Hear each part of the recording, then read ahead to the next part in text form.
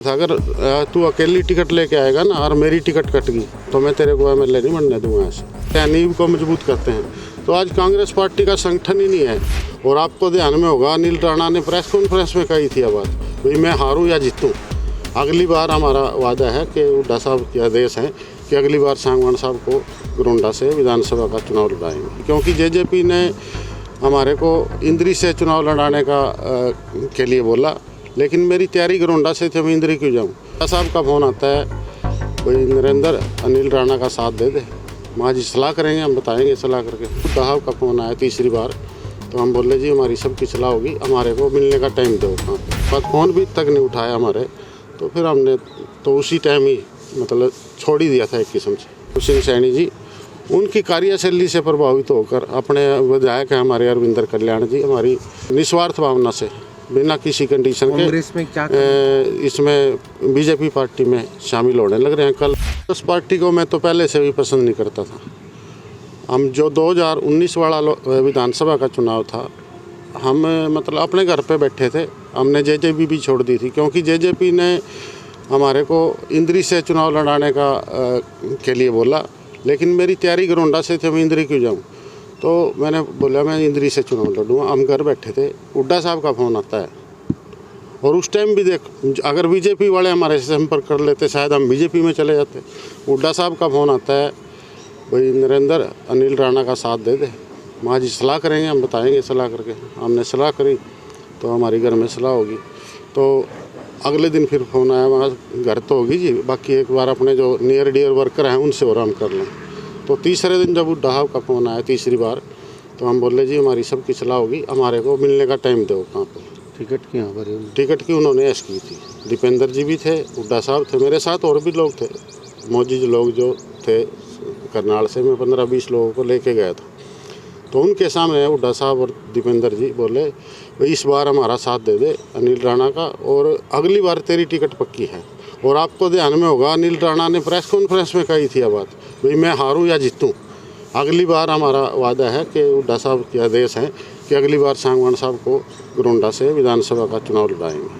तो हमने उनकी पूरे 5 साल 5.5 साल पूरी जो पार्टी ने हमारी ड्यूटी लगाई, हमने काम किया। चाहे वो राहुल गांधी जी की भारत जोड़ो यात्रा थी, चाहे कोई और प्रोग्राम थे, कोई बाई इलेक्शन आए, आदमपुर का आया, बड़ौदा का आया, निगमवाड़ा चुनाव आया, सोनीपत का, हर जगह हमारी ड्यूटियाँ लगती थी। हमने जहाँ भी ड्यूटी लगाई पार्टी ने, हर जगह हम अपना घर बार छोड़ के 20-20 दिन 25-25 दिन वहाँ पे पड़े रहे, हमने इलेक्शन में काम किया।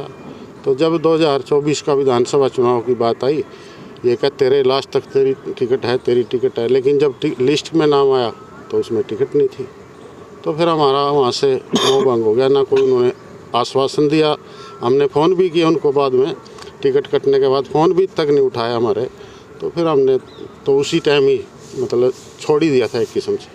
तो 2024 के विधानसभा चुनाव में आप कांग्रेस का साथ दे रहे थे या बीजेपी का साथ दे रहे थे? नहीं, मैं बीजेपी का साथ दिया।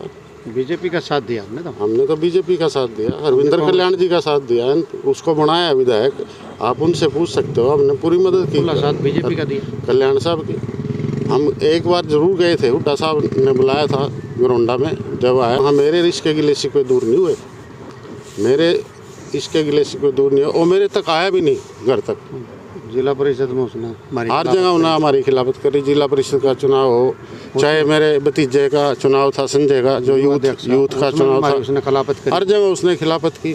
और तो बीजेपी में आप जा रहे हैं, वहाँ कोई बात हुई, डील हुई कि आपको ना कोई डील नहीं। हमें जो हमारे माननीय मुख्यमंत्री जी हैं नायब सिंह सैनी जी, उनकी कार्यशैली से प्रभावित होकर अपने विधायक हैं हमारे अरविंदर कल्याण जी, हमारी बात हो रही। सारी बातें तो चलो मीडिया के सामने नहीं होती, लेकिन हम निस्वार्थ भावना से बिना किसी कंडीशन के कांग्रेस में क्या इसमें बीजेपी पार्टी में शामिल होने लग रहे हैं। कल नायब सिंह सैनी जी आएंगे यहाँ पे, तो मैं आपके चैनल के माध्यम से कहना भी चाहूँगा, जितने हमारे समर्थक हैं वो सभी कल 2 बजे यहाँ पे माननीय मुख्यमंत्री जी के स्वागत में पहुँचे।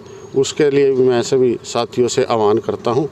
कांग्रेस में क्या कमी है जिसके कारण तमाम नेता पार्टी छोड़कर दूसरी पार्टियों का दामन थामे? मेरे से ज़्यादा आपको पता है, क्योंकि कांग्रेस पार्टी देखिए मतलब ख़त्म हो चुकी है पूरे देश में, ना तो संगठन है। आप विपक्ष में हो, संगठन आपका है नहीं, मान सम्मान सभी चाहता है, कोई चाहे छोटा पद हो बड़ा पद हो, और आदमी मान सम्मान चाहता है। जिस पार्टी संगठन तो नींव होती है किसी पार्टी की, हम मकान बनाते हैं, नींव को मजबूत करते हैं। तो आज कांग्रेस पार्टी का संगठन ही नहीं है और संगठन बनेगा भी नहीं इनका, देखना मेरे को तो लग नहीं रहा। 10 साल हो गए, आपस में इतनी गुटबाजी कांग्रेस पार्टी में है, मतलब इतने दड़े बन चुके हैं, मतलब एक दूसरे को नीचा दिखाने का काम करते हैं। हमने तो देखा है, कोई सीनियर की इज्जत नहीं, भाई कोई ये नहीं कार्यकर्ता समझता ये सीनियर है, इसको यहाँ पे स्थान दिया जाए। मैंने तो जब राहुल गांधी जी की ये पता नहीं चुनाव के टाइम की बात है, यूपी के चुनाव की बात है, राहुल गांधी ने आना था पानीपत में, कोई शैलजा अध्यक्ष थी उस टाइम, शैलजा को सीट तक नहीं दी गई पानीपत में, वो नीचे बैठी, देखे होगा आपने, नीचे बैठ गई थी वो, जो अध्यक्ष थी हरियाणा की, उसको ही सीट नहीं मिल रही बैठने के लिए। तो फिर दूसरे लोग हावी था कांग्रेस में। हाँ, बस हाँ यही कह लो, उन्होंने मतलब कब्जा कर रखा है। 82 टिकटें उन्होंने बांटी। सर्वे जिसका था उनको तो टिकटें दी। एक मिनट, जो सर्वे कराती है ना पार्टी, सर्वे हमारा कराया, हमारे 3 सर्वे हुए यहाँ से, जो मेरे को बताया गया, जो पार्टी के दूसरे यहाँ इंचार्ज लगा रखे थे उन्होंने मेरे को बताया भाई तेरा तीनों सर्वे में टॉप में है। तीनों सर्वे में 3 सर्वे कराए पार्टी ने, तीनों सर्वे में मैं टॉप में था।